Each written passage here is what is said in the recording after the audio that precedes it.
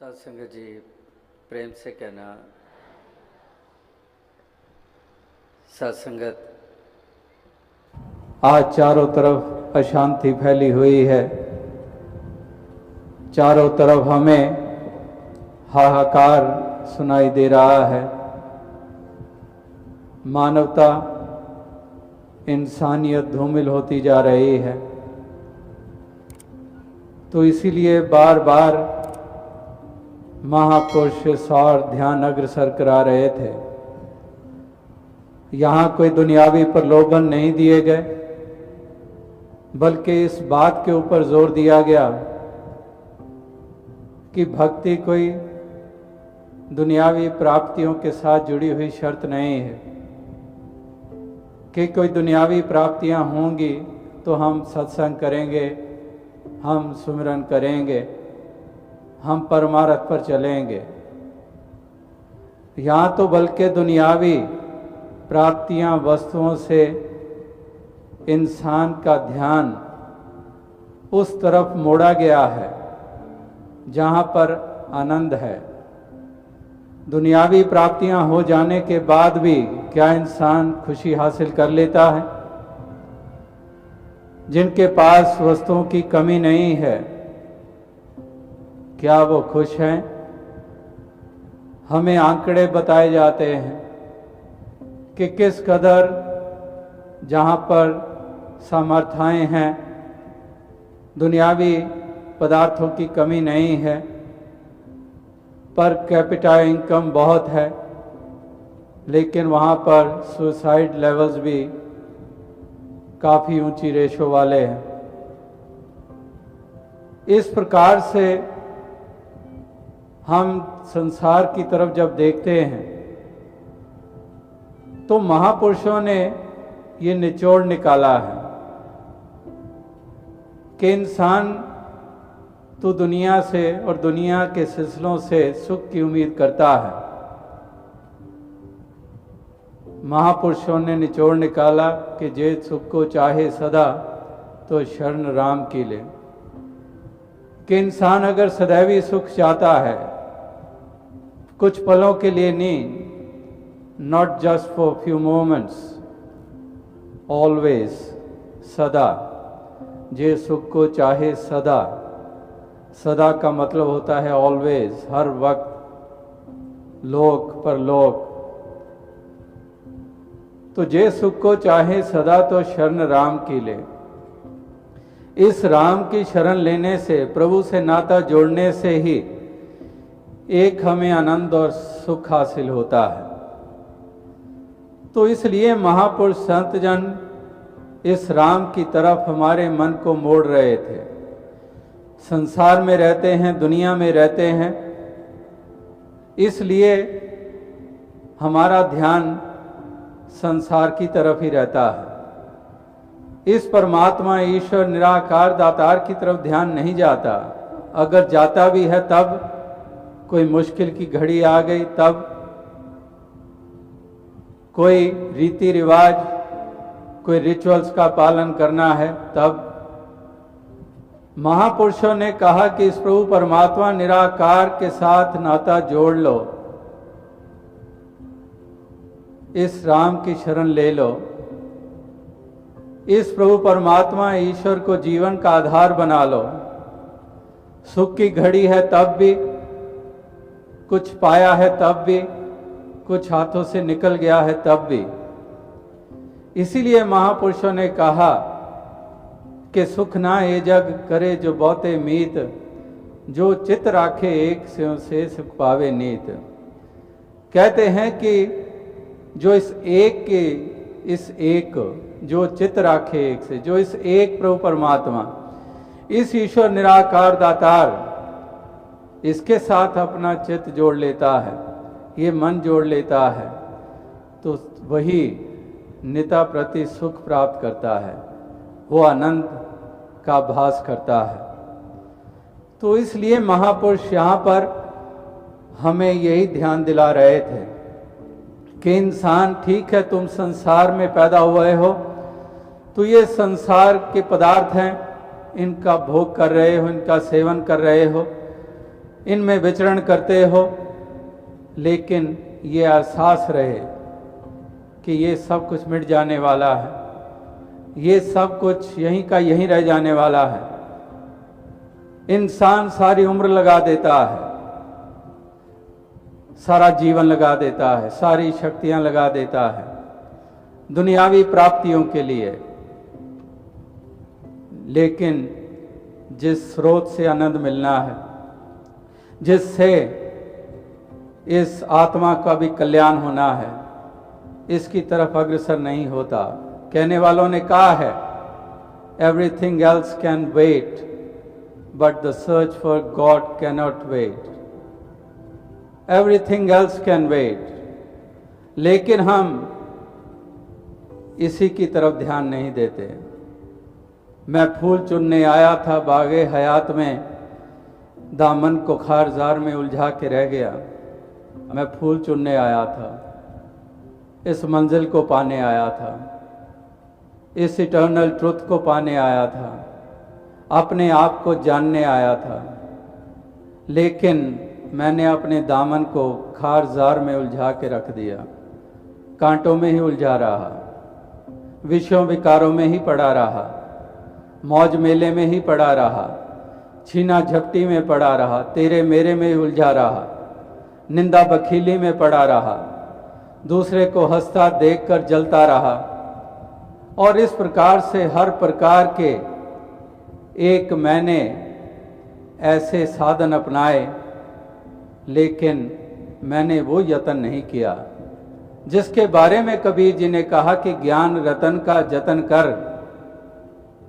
माटी का संसार आया कबीरा फिर गया, फीका है संसार। कि ज्ञान रतन का जतन कर। If at all you have to make efforts, ज्ञान रतन का जतन कर। इस ज्ञान रूपी रतन का जतन कर ले, इसका यत्न कर ले तो। लेकिन ये बीच में संसार ये उलझा देता है और इस प्रकार से इंसान खो जाता है। ये तो ऐसा महापुरुष संत जन भक्त जन इंसान को युगों युगों से ये संदेश देते आ रहे हैं, ये अवेयरनेस उनमें लाने का यत्न करते आ रहे हैं। अगर अवेयरनेस हो जाती है, एनलाइटनमेंट हो जाती है, इंसान को तब पता चलता है कि वाकई ही मैं क्या करते चले जा रहा था, मैं जीवन किस प्रकार किस तरफ लगा रहा था, मैं किन चीज़ों को विशेषता दे रहा था। और यही अवेयरनेस जिसके बारे में कहने वालों ने कहा है, the most awful thing is that one can never be aware of what he is not aware of. इस प्रकार से इंसान को यही अवेयरनेस नहीं है कि वो किस चीज के प्रति अवेयर नहीं है। ये जिसको अवेयरनेस आ जाती है, जिसको ये एनलाइटनमेंट प्राप्त हो जाती है, वाकई ही वो जान जाता है कि मैं क्या क्या खो बैठा था, मैंने क्या क्या गंवाया है, ये श्वासों रूपी पूंजी मैं कहाँ लगाता चला गया हूं। ये पूंजी है, ये सरमाया है, श्वास पूंजी। जरा सोचें, जरा सी सांस उखड़ने लगे, क्या क्या ख्याल आते हैं। कहीं ये सांस रुक ना जाए, मेरा अंत ना हो जाए, परिवार वालों का क्या होगा। जब सहज में श्वास चल रहे थे उस वक्त कोई ख्याल नहीं, उस वक्त चित चेते भी नहीं। श्वास उखड़ रहे हैं तो तब ध्यान आ रहा है, श्वासों की कीमत का एहसास हो रहा है। श्वास नगाड़ा कूच का बाजत है दिन रैन, कि श्वास नगाड़ा कूच का बाजत है दिन रैन। ये नगाड़ा बज रहा है, नगाड़े बजते हैं। We often listen to drum beats, our own breath is that drum which is beating day in and day out all the time. It is giving us message that this drum beating will stop somewhere suddenly. ये एक लड़ी कहीं ना कहीं टूट जाने वाली है। क्या भरोसा है जिंदगानी का, आदमी बुदबुदा है पानी का। ये पता नहीं है कि कब ये लड़ी टूट जाने वाली है। तो कबीर जी कहते हैं कि श्वास नगाड़ा कूच का बाजत है दिन रैन। ये दिन रात नगाड़ा बज रहा है, लेकिन अगर तुम्हारे पास वो कान होते तो सुन लेते कि ये कूच का नगाड़ा बज रहा है। इंसान अगर पैदा हुए हो, हमेशा नहीं इस संसार में रहोगे, यहां से जाना ही होगा। यहां कोई हमेशा नहीं रहा है। गुरु पीर पैगंबर नहीं रहे, तुम कहां रहोगे? भूल जाओ कि तुम्हारे पास दौलत है तो रहोगे, तुम्हें हुकूमतें मिल गई हैं तो रहोगे, तुम्हारे पास विद्या है, बहुत डिग्रियां हासिल की हैं तो रहोगे। नहीं, बलवान, धनवान, विद्वान कोई हमेशा नहीं रहा है। आए हैं सो जाएंगे राजा रंक फकीर। राजा के पास दौलत है तो नहीं टिका रह सकता है। रंक भी जाता है, राजा भी जाता है, साकत भी जाता है, साधु भी जाता है। राम गयो रावण गयो जा का बहु परिवार, कहो नानक थिर किछ नहीं सुपने जो संसार। तो इस प्रकार से ये एक अटल सच्चाई है, और इसी सच्चाई को इंसान भुलाकर जीवन जीता है। तो इसलिए महापुरुष संत जन ये याद करवाते हैं। अक्सर जब कूच की या मौत की बात या जीवन की यात्रा की संपन्नता की बात होती है, तो कहने वाले अक्सर कह देते हैं कि ये तो डराया जा रहा है, ये तो भय दिया जा रहा है। ये डराने की बात नहीं है, ये कोई ख्याली बात नहीं है कि कोई ख्याली बात की जा रही है कि ऐसा कोई भूत प्रेत आएगा, ये होगा, वो होगा, वहां जाओगे तो ऐसा वो झपटा मारेगा। ऐसी कोई बात नहीं, ये सच्चाई का बयान है। कौन है जो ये कहे कि ये सच्चाई नहीं है, कि जो आया संसार में वो जाएगा। तो आओ साथ संगत, महापुरुष संत जन हमें इटर्नल शाश्वत की तरफ मोड़ रहे हैं, इस प्रभु परमात्मा ईश्वर की तरफ मोड़ रहे हैं, इस निराकार की तरफ मोड़ रहे हैं कि इस प्रभु परमात्मा निराकार के साथ तुम अपना नाता जोड़ लो, इस ब्रह्म की प्राप्ति कर लो, इस हरि निराकार को जान लो। ये आत्मा रोशन हो जाएगी, आत्मा के भ्रम मिट जाएंगे और आत्मा का कल्याण हो जाएगा। ये साइकिल ऑफ बर्थ्स और रीबर्थ्स से ये ऊपर उठ जाएगी और इसको एक मोक्ष और मुक्ति प्राप्त हो जाएगी। जैसे कि भगवान कृष्ण ने कहा, जहां पर भगवान कृष्ण ने ये बात कही, अर्जुन को नाना प्रकार से समझाया कि ये हमारा शरीर ये उस वस्त्र के समान है जो आत्मा बदलती रहती है। ये वस्त्र ये शरीर धारण करती रहती है, ये शरीर वस्त्रों का रूप है इस आत्मा के लिए। जहां पर उन्होंने ये शरीर बदलने की बात, ये चोले बदलने की बात ये की है, वहां पर मोक्ष की भी बात की है, मुक्ति की भी बात की है। तो इसलिए इंसान तूने इस तरफ ध्यान देना है। पलदा वासा वसण एथे रहन नु अगे डेरा है, लैला तोहफे घर नू कली एहो वेला तेरा है। कि पलदा वासा वसण एथे रहन नु अगे डेरा है, कि यहां नहीं तूने रहना है।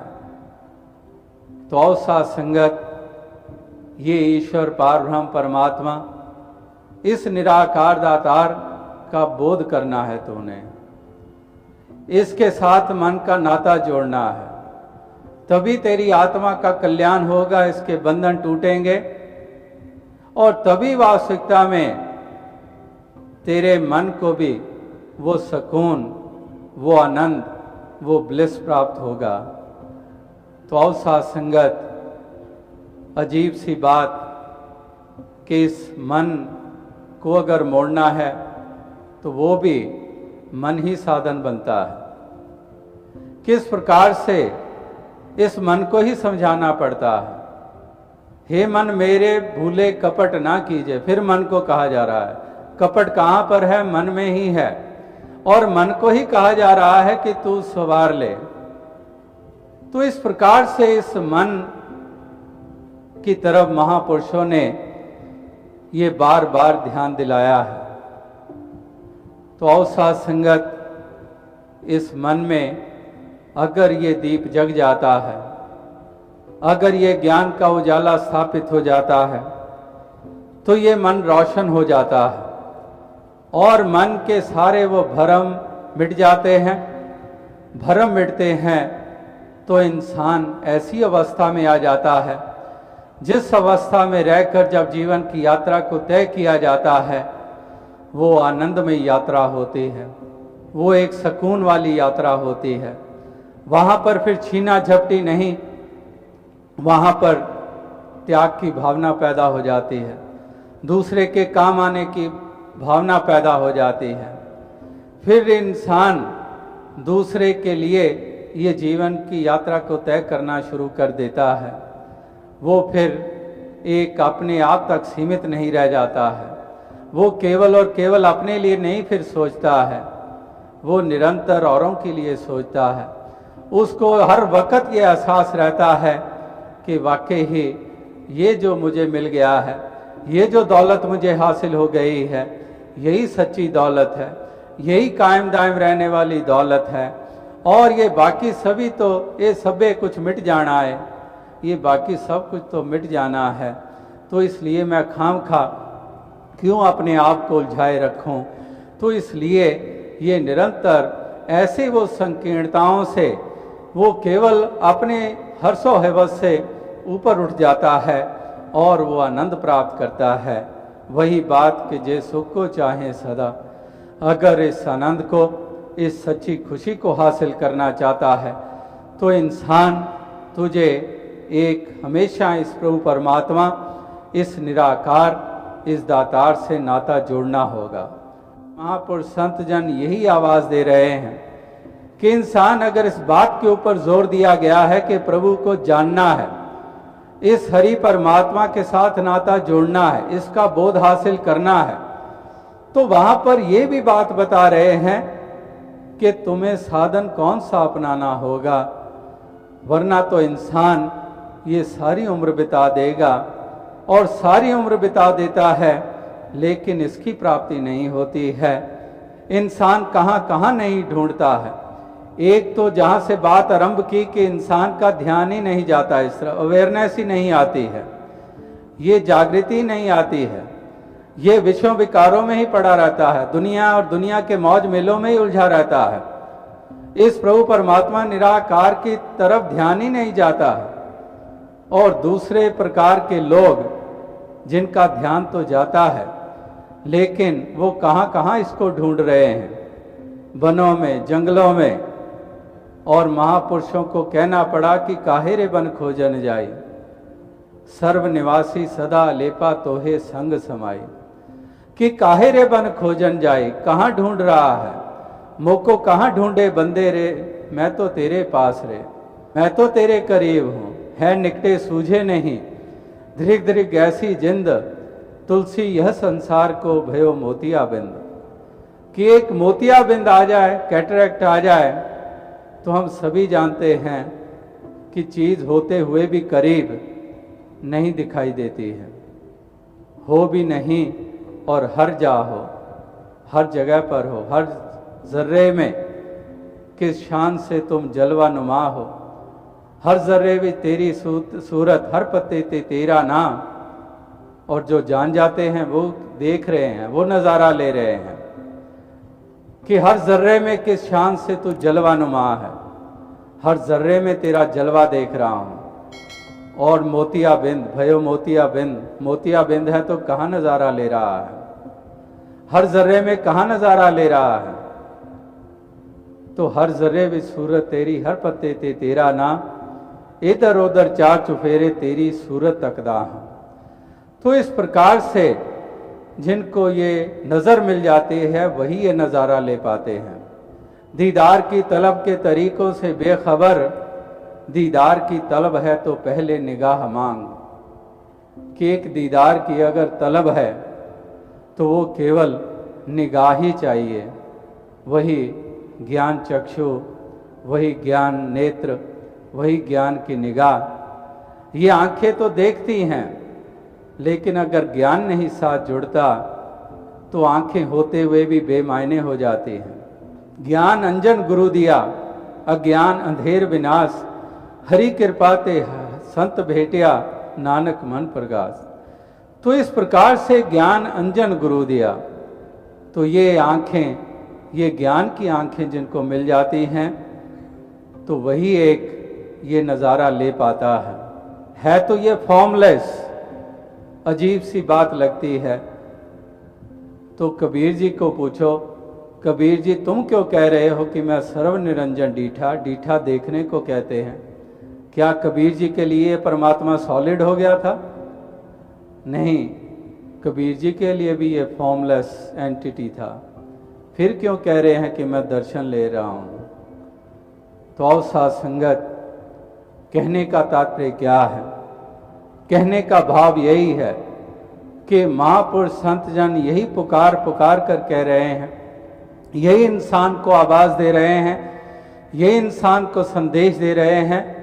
मिशन की मुख्य आवाज यही है कि पहले इंसान इसको पाले, फिर वास्तविकता में बाकी जितने पहलू, भाईचारे का अगर जिक्र कर रहा है, इस यूनिवर्सल फादर को जान लिया तो यूनिवर्सल ब्रदरहुड स्थापित करने में तो योगदान दे लेगा।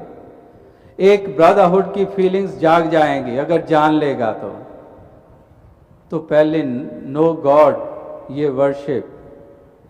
हजरत ईसा मसीह जी ने भी कहा कि नो गॉड ये वर्शिप। जिसकी पूजा अर्चना करता है इस परमात्मा को जान लो, और जिसने जान लिया तो जान लिया, तो फिर वो कहता है कि मुक गया सब झगड़ा चेड़ा। अब सारे झगड़े समाप्त हो गए हैं क्योंकि मैंने इस परम पिता को जान लिया है।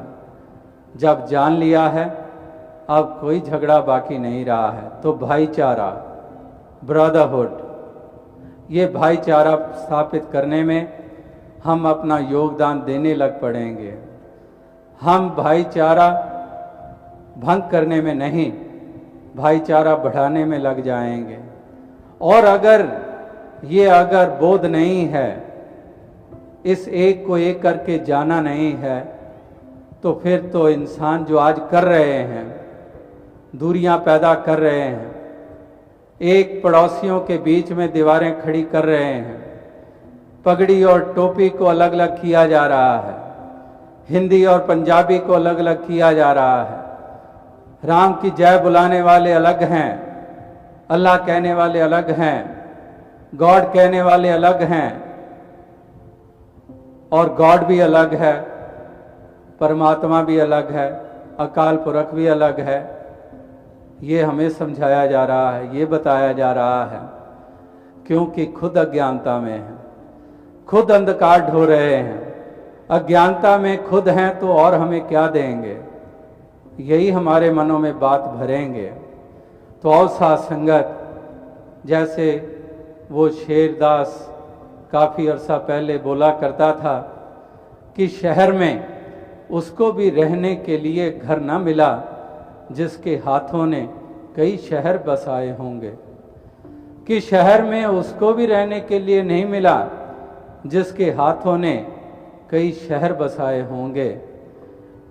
तो इंसान ये युगों युगों से ये अज्ञानता के, ये हर्षो हवस के, ये संकीर्णताओं के ये प्रमाण ये देता आया है, ये अभिमानी बन के जीवन जीता आया है, ये लोभ लालच में रहकर जीवन जीता आया है, ये बनावटों को सच से ज़्यादा विशेषता देता आया है, क्षण भंगुर को शाश्वत से कहीं अधिक मानता आया है।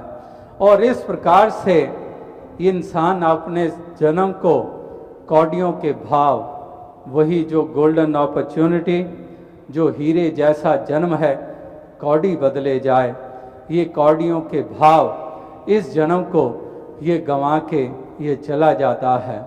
तो आओ साथ संगत, महापुरुष संत जन यही आज भी संदेश दे रहे थे यही पुकार पुकार कर कह रहे थे, यही आवाज़ दे रहे थे कि इंसान अपनी आत्मा का कल्याण कर लो, आत्मा का नाता परमात्मा से जोड़ लो, और इसी प्रकार से इस मन का नाता भी इसके साथ जोड़ लो, ताकि मन भी रोशन हो जाए, मन में भी खड़ी दीवारें गिर जाएं, मन में भी जो विपरीत भाव हैं उनसे उभर जाएं, और इस प्रकार से इस मन से निरंतर वो एक जो विकार हैं, मन में जो एक विपरीत भावनाएं हैं, इस मन से उनको निकालते चले जाएं, और इस प्रकार से सहजता के साथ, आनंद के साथ इस जीवन की यात्रा को तय करते चले जाएं, एक भाईचारे की भावना को बढ़ाते चले जाएं, और चारों तरफ एक सुंदर रूप इस संसार को देते चले जाएं। जो आज स्वरूप बिगड़ चुका है, जहाँ पर हिंसा है, जहाँ पर वायलेंस है, जहाँ पर एक दूसरे को जिंदा जलाया जा रहा है, एक दूसरे को नीचा दिखाने की कोशिशें हो रही हैं, अपनी सुप्रीमेसी कायम करने के लिए कितनों को अनाथ बनाया जा रहा है।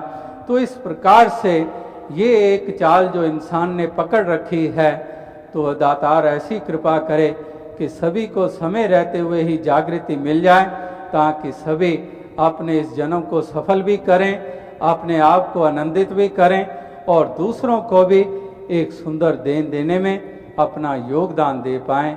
यही एक शुभकामना, यही अरदास, यही प्रार्थना करते हुए दास और शब्दों का सहारा ना लेते हुए आपसे इजाज़त चाहेगा। साथ संगत जी